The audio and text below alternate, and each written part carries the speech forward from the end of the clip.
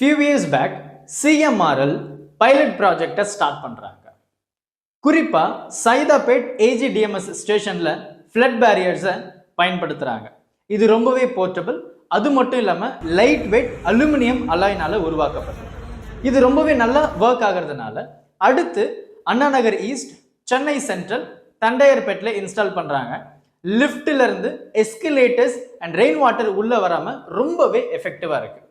முன்னாடியே சொன்ன மாதிரி இது அலுமினியம் அலாயினால உருவாக்கப்பட்டதுனால 2ல இருந்து 3 பேர் சேர்ந்தாவே இது ரொம்பவே ஈஸியா இன்ஸ்டால் பண்ணிடலாம்னு சொல்றாங்க. ரொம்பவே எஃபெக்டிவா இருக்கு அப்படின்னு சொல்லியிருக்கு. இப்போ மெட்ரோ டிராக்ஸை பத்தி பேசுவோம். மழை காலத்துல மெட்ரோ டிராக்ஸ்லயும் பிரிட்ஜஸ்லயும் தண்ணி ஒழுகிறத நம்ம பார்த்துருக்கோம். நம்ம நினைப்போம் பிரிட்ஜு தான் ஓட்டையா இருக்குன்னு. ஆனா நம்ம இன்ஜினியர்ஸ் வாட்டர் ப்ரூஃபிங் சிஸ்டமை யூஸ் பண்ணி தான் அந்த விஷயத்தை கட்டியிருக்காங்க.